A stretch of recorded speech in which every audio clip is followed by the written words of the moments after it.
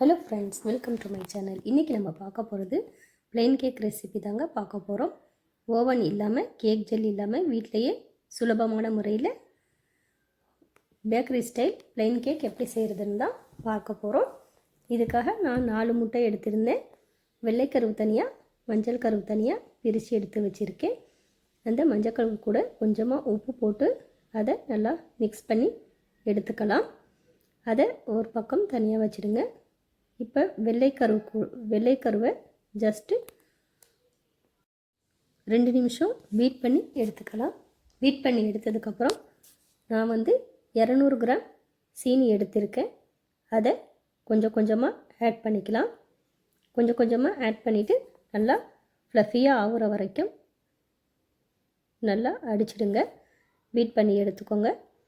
சுகரை கொஞ்சம் கொஞ்சமாக மிக்ஸ் பண்ணதுக்கப்புறம் இந்த வீடியோவில் காட்டுற அளவுக்கு அந்த டெக்ஸ்டர் வர வரைக்கும் நீங்கள் நல்லா பீட் பண்ணி எடுத்துக்கோங்க. அதுக்கப்புறமா மஞ்சக்கருவு அதையும் ஆட் பண்ணிடலாம். மஞ்சக்கருவை ஆட் பண்ணிவிட்டு நல்லா பீட் பண்ணிக்கோங்க. பீட் பண்ணிவிட்டு 1 ஸ்பூன் பைனாப்பிள் எசன்ஸ் அதையும் ஆட் பண்ணிக்கலாம். அதையும் ஆட் பண்ணிவிட்டு பீட் பண்ணி எடுத்துக்கோங்க.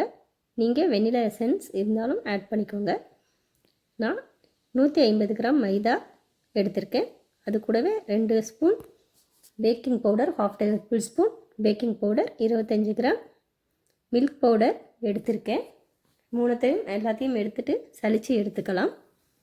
சலித்து எடுத்துட்டு அந்த முட்டையும் சீனியும் மிக்ஸ் பண்ணி வச்சுருந்தோம் இல்லையா, அது கூட கொஞ்சம் கொஞ்சமாக ஆட் பண்ணிக்கலாம். கட் அண்ட் ஃபோல்டு மெத்தடில் எல்லா மாவையும் ஒரு சேர சேர்த்துடாதீங்க. கொஞ்சம் கொஞ்சமாக சேர்த்து கட் அண்ட் ஃபோல்ட் மெத்தடில் இது போல் நல்லா கிளறி விடுங்க. கொஞ்சம் கூட கட்டிகள் இல்லாமல் நல்லா அதை மிக்ஸ் பண்ணி விட்டுட்டு கேக் ட்ரே ரெடி பண்ணி வச்சுருக்கேன். அதில் இப்போ இதை ஆட் பண்ணிடலாம். ஆட் பண்ணிவிட்டு அதில் ஏர் பபிள்ஸ் போகிறதுக்காக ஒரு சின்ன குச்சி வச்சு நான் அதோடய ஏர் பபிள்ஸ்லாம் போக்குறதுக்காக இந்த மாதிரி ஜஸ்ட்டு இது போல் பண்ணுங்கள். அதுக்கப்புறம் டேப் பண்ணியும் விட்டுடுங்க. கேக் பேட்டர் ரெடி பண்ணும் போதே நீங்கள் எந்த பாத்திரத்தில் பேக் பண்ண போகிறீங்களோ அந்த பாத்திரத்தை 10 நிமிஷம் ப்ரீஹீட் பண்ணி வச்சுக்கோங்க. அந்த பாத்திரத்தில் இப்போ நம்ம பேக்கிங் ட்ரேயை வச்சிடலாம். வச்சுட்டு மூடிடுங்க.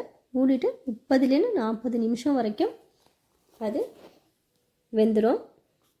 அதுக்கப்புறம் பார்த்தீங்கன்னா இப்படி தான் செவந்திருக்கும். அதை ஒரு குச்சி வச்சு நீங்கள் டெஸ்ட் பண்ணி பார்த்துக்கோங்க வெந்துடுச்சான். அதுக்கப்புறம் வெளியே எடுத்து ஒரு அரை மணி நேரம் அது கூலாகட்டும், அப்படியே விட்டுடுங்க. அதுக்கப்புறம் எடுத்திங்கன்னா இது போல் இந்த பட்டர் பேப்பர்லாம் அழகாக வந்துடும்.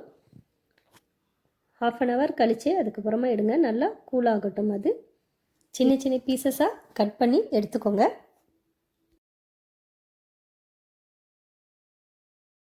அவ்வளோதாங்க, பேக்கரி ஸ்டைல் ப்ளைன் கேக் வீட்டிலேயே ரெடி ஆகிடுச்சு. இது போல் மேலும் வீடியோஸ்க்கு சேச்சஸ் கிச்சன் தமிழ் சேனலை மறக்காமல் சப்ஸ்கிரைப் பண்ணுங்கள். Thank you friends.